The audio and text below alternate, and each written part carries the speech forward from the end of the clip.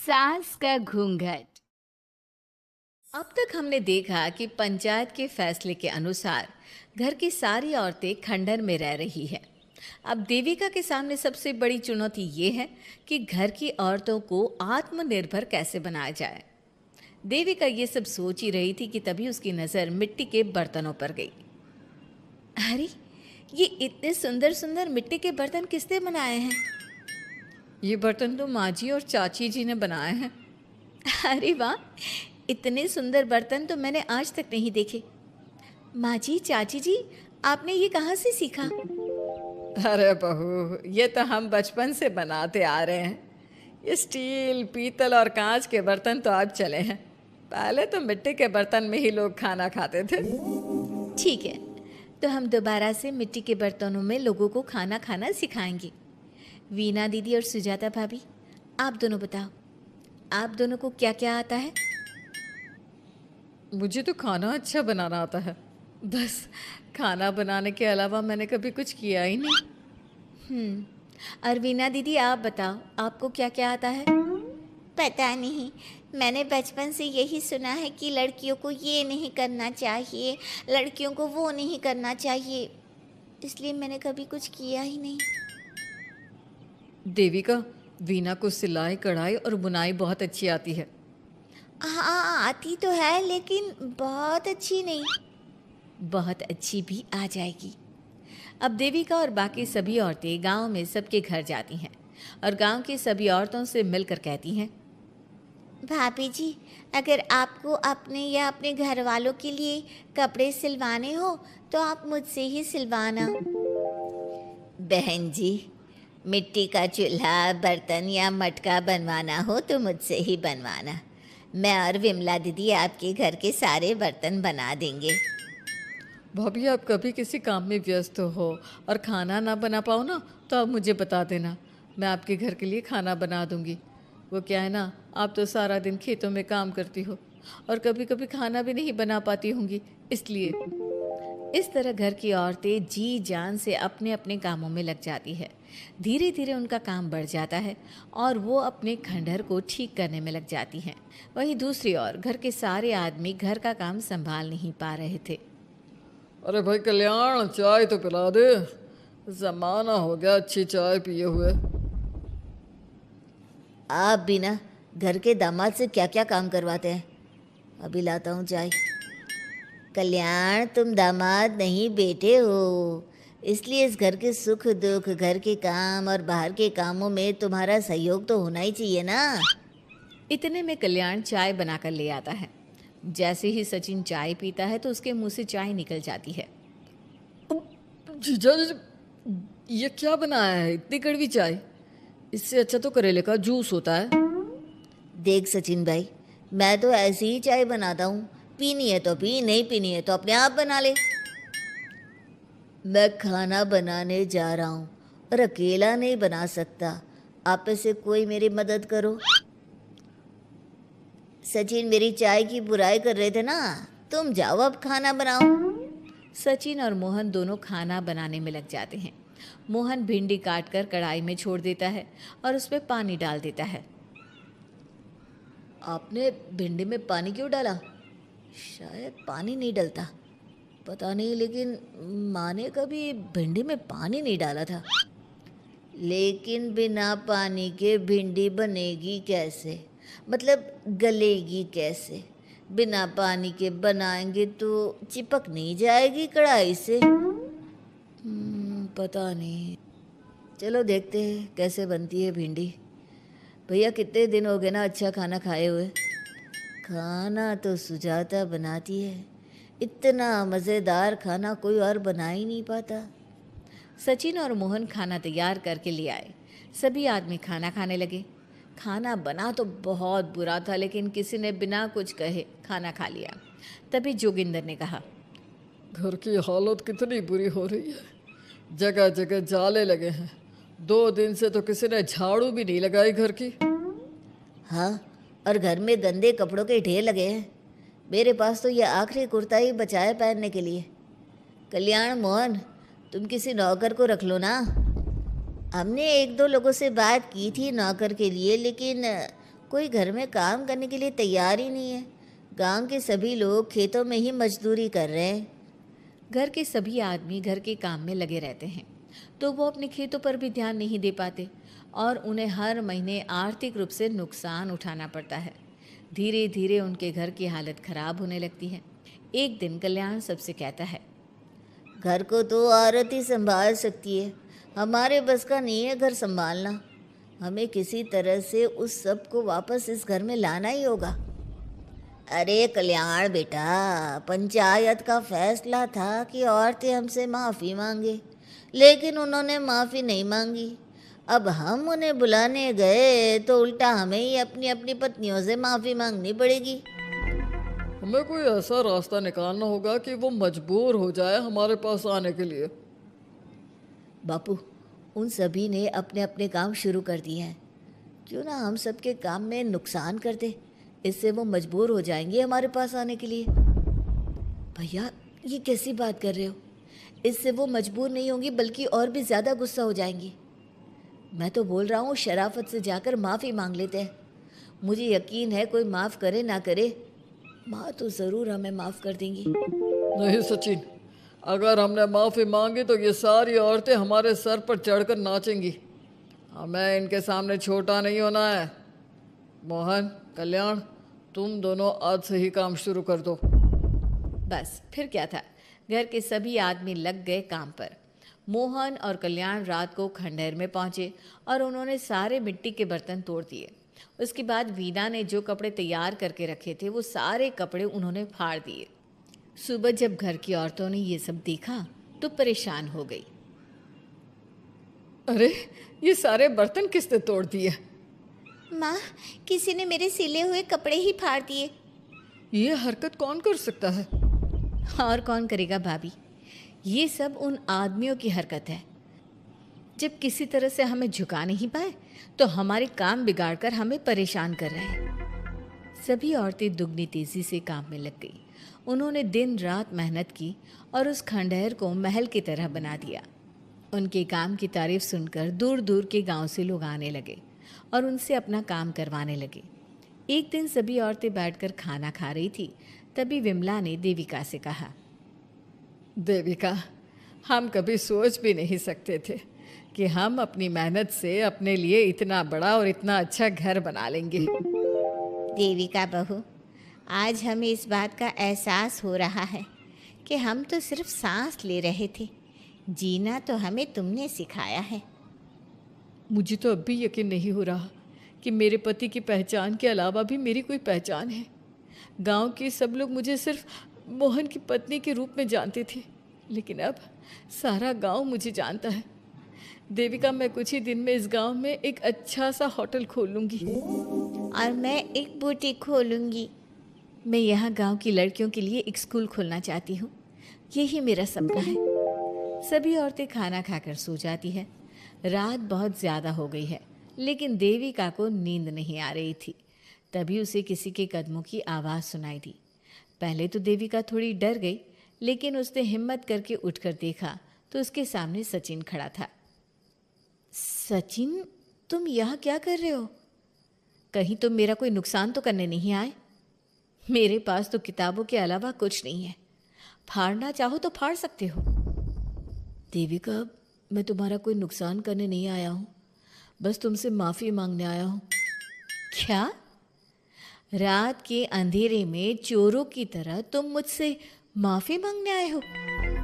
Please Devika, माँ और चाची को समझाओ कि वो बापू और चाचा जी से माफ़ी मांग ले और तुम सबको लेकर घर आ जाए।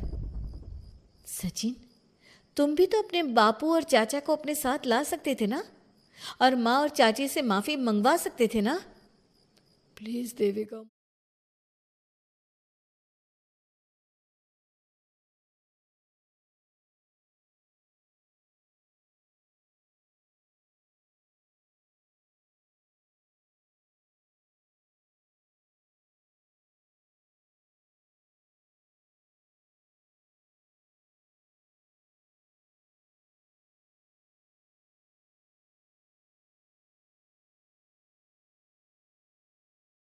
अब तक हमने देखा कि रात के अंधेरे में चुपके से सचिन देविका से माफी मांगने जाता है, लेकिन देविका कहती है, सचिन, मेरे लिए सबसे बड़ी चीज मेरा आत्मसम्मान है, इसलिए मैं तुम्हें माफ नहीं कर सकती। अब तुम यहां से जा सकते हो। देविका, एक बार मुझे मेरे बच्चे से तो मिलने दो। मैंने अभी तक उसे देखा भी नहीं है। कौन सा बच्चा सचिन?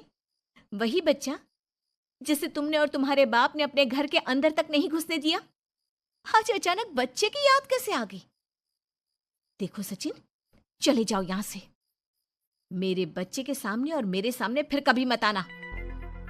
सचिन जब घर जाता है तो घर के सभी आदमी उसे डांटने लगते हैं। इतनी रात को कहाँ गया था सचिन? देविका से माफी मांगने। तुझे शर्म नहीं आई अपनी बीवी से माफी मांगते हुए? घर की इज्जत का कुछ ख्याल है कि नहीं? लेकिन चाचा जी, आखिर अपनी ही पत्नी से माफी मांगने में कैसी शर्म? लो जी लो, नवाबजादे पूछ रहे हैं कि कैसी शर्म। अरे मुझे अभी तक यह समझ में नहीं आता कि देविका तेरी पत्नी है या तू देविका की पत्नी है। जीजा जी, पति पत्नी एक समान होते हैं और माफी मांगने से कोई छोटा बड़ा नहीं होता। काश मैंने पहले अपनी पत्नी का साथ दिया होता। आज मैं आखिरी बार आपको समझा रहा हूं कि आप सब भी अपनी पत्नियों से माफी मांग लो। देविका ने तो मुझे माफ नहीं किया, शायद माँ, चाची, भाभी और दीदी ही आप सबको माफ कर दे। सचिन सभी को समझाने की बहुत कोशिश करता है, लेकिन कोई भी उसकी बात नहीं सुनता। वहीं दूसरी ओर सुजाता के हाथ का बना खाना सारे गांव में फेमस हो गया था, तो उसने एक बहुत अच्छा सा होटल खोल दिया। देविका, मैं चाहती हूँ मेरे होटल की सबसे पहली ग्राहक तुम ही हो, क्योंकि तुम्हारी वजह से ही आज मैं अपना खुद का होटल खोल पाई हूँ। क्यों नहीं भाभी, लेकिन भाभी, आपको अब अपने होटल में ना सिर्फ इंडियन खाना बनाना है, बल्कि इटालियन, चाइनीज और फ्रेंच खाना भी बनाना होगा। सुजाता सभी औरतों को अपने होटल का खाना खिलाती है। खाना खाने के बाद कम्मो कहती है, अरे बहू, इतना अच्छा खाना तो मैं भी नहीं बना सकती। तू तो वो हो गई, क्या कहते हैं उसे? मास्टर शेफ चाची जी। हाँ, मास्टर शेफ। बहू, अब तेरा होटल चलेगा नहीं बल्कि दौड़ेगा। हाँ बहू, तूने सच में खाना बहुत स्वादिष्ट बनाया है। अब वीना बेटी, तुझे क्या करना है? अपना बुटीक कब खोलेगी? माँ, कल ही कर देती हूँ। दुकान और सिलाई मशीनों का सारा काम हो गया है और वर्कर भी आ जाएंगे। तो ठीक है, फिर अच्छे काम के लिए देर नहीं करनी चाहिए। देविका, मैं चाहती हूँ कि मेरी दुकान का इनॉग्रेशन तुम करो। आखिर तुम्हारी वजह से तो मेरा बुटीक खुल रहा है। अगले दिन वीना भी अपना बुटीक खोल लेती है। उसका बुटीक भी चलने लगता है। माँ, आजकल ना कस्टमर ज़्यादा हो गए हैं। बुटीक में जो वर्कर है वो वर्कर कम पड़ रहे हैं। मुझे और वर्कर की ज़रूरत है। बेटी, गांव में तो तुझे कोई मिलने से रहा। अच्छे वर्कर तो शहर से ही मिलेंगे। हमें भी कुछ लोगों की ज़रूरत है जो हमारे बर्तन शहर ले जाकर बेच सके। देविका बहू, अब तू ही कुछ कर। ठीक है माँ जी, मैं अपने पापा से बात करती हूँ। वो अखबार में इश्तेहार दे देंगे तो कई वर्कर आ जाएंगे। कम्मो और विमला के बनाए बर्तन भी दूर दूर तक बिकने लगे। सभी औरतें देखते ही देखते बहुत फेमस हो गई। अब देविका ने गांव में अपना स्कूल भी खोल लिया। सभी गांव की लड़कियां स्कूल जाने लगी। एक दिन देविका ने सभी से कहा, माँ जी, मैंने स्कूल तो खोल लिया है और गांव की लगभग सारी लड़कियां भी आ रही हैं, लेकिन कल से आप सब भी आएंगी, गांव की सभी औरतों के साथ। देविका बहू, कैसी बात कर रही है तू? इस उम्र में हम स्कूल जाते हुए अच्छे लगेंगे क्या? माँ जी, पढ़ने की कोई उम्र नहीं होती और आप सबको मैंने कितना कुछ तो सिखा दिया है। अगर आप सब स्कूल पढ़ने आएंगी तो इससे गांव की सभी औरतों को हिम्मत मिलेगी। लेकिन बहू, अब हमें पढ़ने की क्या जरूरत? अब तो हम बूढ़े हो गए हैं। चाची जी, जरूरत है पढ़ने की, और पढ़ने की कोई उम्र नहीं होती। अब देविका लड़कियों को पढ़ाने के साथ साथ गांव की औरतों की शिक्षा पर भी ध्यान देने लगी। कुछ दिन में घर की सभी औरतों के बारे में राज्य के बड़े बड़े मंत्रियों को पता चला और वो सीधा उनके गांव उनसे मिलने पहुंचे। देविका जी, आपकी वजह से पूरे गांव का नाम रोशन हो गया है। जगह जगह आपके घर की सभी औरतों की तारीफ हो रही है। हाँ देविका जी, आप सभी के बारे में सुनकर हम अपने आप को रोक नहीं पाए और आपसे मिलने आ गए। देविका जी, हम आपको और आपके घर की सभी औरतों को सम्मानित करना चाहते हैं और आपके स्कूल के लिए डोनेशन भी देना चाहते हैं। इस तरह मंत्री और गांव के सभी लोग देविका के साथ साथ उसके घर की सभी औरतों को प्रतीक चिन्ह देकर, फूलों की माला पहनाकर और शॉल देकर सम्मानित करते हैं। इसके अलावा देविका के स्कूल के लिए भी बहुत पैसा देते हैं। जिस पंचायत ने देविका के खिलाफ फैसला सुनाया था, उस पंचायत को अपने फैसले पर आज पछतावा हो रहा था। उधर घर के आदमियों की हालत और भी खराब हो रही है। बापू, चाचा जी, अब सचिन ने आपको समझाया था कि सबसे माफी मांग लेते हैं, तब आपने हमारी बात नहीं सुनी। अब देखिए, सभी का राज्य में कितना नाम हो रहा है। खुद मंत्री जी उनको सम्मानित करने आए हैं। बापू, मोहन और सचिन ठीक कह रहे हैं। हमारी हालत तो दिन पे दिन खराब होती जा रही है। ना तो हम घर का कोई काम कर पा रहे हैं और ना ही बाहर का। तुम लोग ज़रूरी बात सबसे आखिर में बताते हो। ये बात तुम लोग पहले भी तो बता सकते थे। भैया, हमें सबसे माफ़ी मांगनी चाहिए और सबको यहाँ बुला कर लाना चाहिए। ठीक है, तुम सब यही चाहते हो तो चलो, आज ही घर की सभी औरतों को घर ले आते हैं। घर के सभी आदमी चल देते हैं सभी औरतों से माफी मांगने के लिए। जैसे ही वो औरतों के पास पहुंचते हैं, सभी हैरान हो जाती हैं। कम्मो, ये सब यहाँ क्यों आए हैं? पता नहीं, लगता है आज फिर झगड़ा करने आए हैं हमसे। अगर आज कल्याण ने मुझे कुछ बोला तो इसे छोड़ूंगी नहीं मैं। मैं भी नहीं छोड़ूंगी मोहन जी को। ना इनका भरता बनाया तो मेरा नाम भी सुजाता नहीं। शांत रहो आप सब, देखने तो दो क्या कहते हैं। सभी आदमी अपनी अपनी पत्नियों से माफी मांगते हुए कहते हैं, कम्मो, मुझे माफ़ कर दो, मैं तुम्हें घर ले जाने आया हूँ। तुम्हारे बिना घर बहुत सुना लगता है विमला, घर चलो। सुजाता, मैंने जो भी तुम्हारे साथ किया उसके लिए मैं बहुत शर्मिंदा हूँ। मुझे तुम्हारी और तुम्हारे हाथ के बने खाने की बहुत याद आती है। तुम मेरे साथ घर चलोगी ना? वीना, वो घर मेरा नहीं तुम्हारा है और मैं नहीं चाहता कि तुम मेरी वजह से अपना घर छोड़ दो। इसलिए अपने घर चलो और हम सबको माफ़ कर दो। अपने पतियों के इस तरह माफी मांगने से सभी औरतें अपने पतियों को माफ करके उनके साथ जाने को तैयार हो जाती हैं। लेकिन देविका घर आने से मना कर देती है। सभी औरतें उसे समझाती है। देविका बहू, अब घर जाने में क्या दिक्कत है? मांग तो ली सबने माफी। देख तो सचिन भी कितना शर्मिंदा है। हाँ बहू, हमारी लड़ाई तो यही थी कि ये हमसे माफ़ी मांगकर इज्जत के साथ घर ले जाए। अब घर चलने से तेरी शादी बच सकती है। चाची जी, मैं पहले भी बता चुकी हूँ, अब दोबारा से फिर कह रही हूँ, मेरे लिए शादी से बड़ा है आत्मसम्मान। आप लोगों की शादी आपकी मर्जी से नहीं हुई है, लेकिन मेरी शादी मेरी मर्जी से हुई है।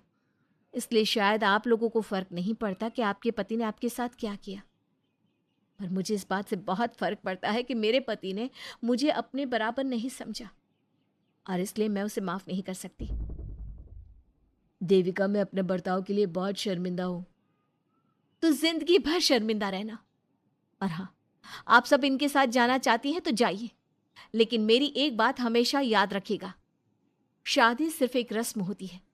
इस रस्म में पति और पत्नी बराबर के हिस्सेदार होते हैं, ना कोई छोटा होता है और ना कोई बड़ा। इसलिए यदि आपका पति आपको सम्मान दे तो बदले में उसे सम्मान दो, नहीं तो वो जैसा करे आप भी वैसा ही करो। देविका सचिन के साथ नहीं जाती है और अपने बेटे के साथ वहीं रहने का फैसला करती है।